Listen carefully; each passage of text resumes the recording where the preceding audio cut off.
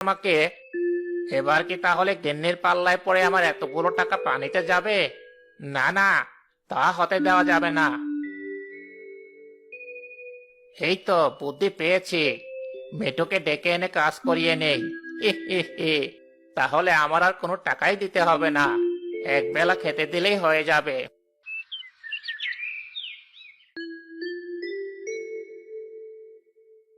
আরে, মোড়ল মশাই যে, আসুন আসুন, বসুন। আজকাল তো আপনার দেখাই পাওয়া যায় না। কাজের চাপে আর বের হতে পারি না। এখনো তো এসেছে একটা কাজে। কি কাজ মোড়ল মশাই? আপনার আবার এমন কি কাজ পড়লো যে আমার দোকানে আসতে হলো? ওই বাড়িটা একটু পরিষ্কার করাতে হবে। গিন্নি যত সব আজগবি ভাইনা, বুঝিস তো, মেয়ে মানুষ, টাকা কামানোর কষ্ট তো আর বোঝে না।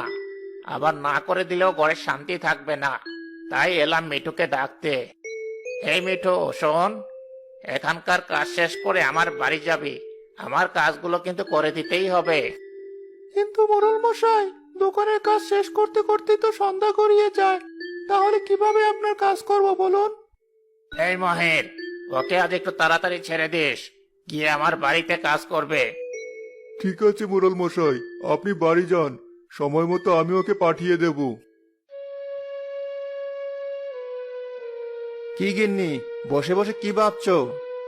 কি আর ভাববো, আজ কদিন হয়ে গেল মিঠু আর আসে না। আগে প্রতিদিন একবার হলেও আসতো।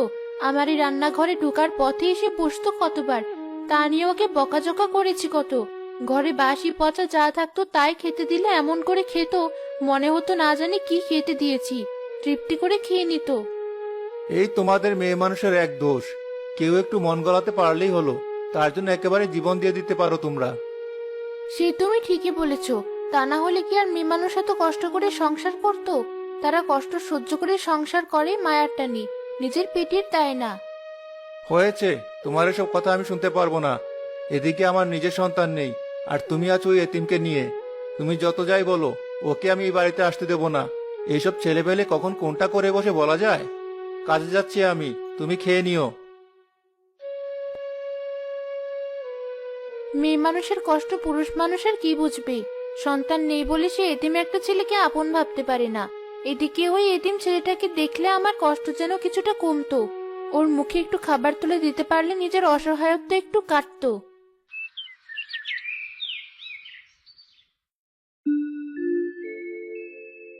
বাড়ি ফেরার সময় হলো তাহলে তোমার।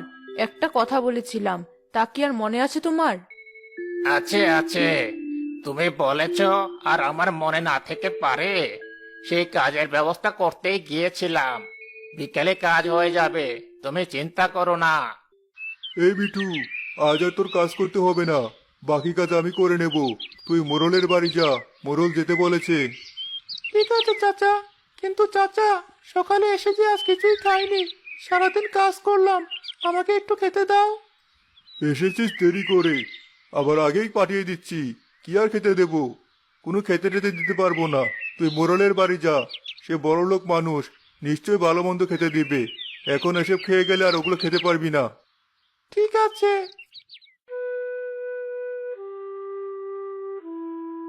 কিরে ছোকরা, এতক্ষণে তোর আসার সময় হলো?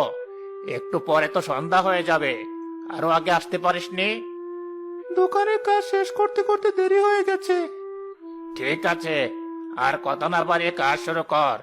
দেখ, দেয়ালগুলোতে ময়লা পড়ে গেছে।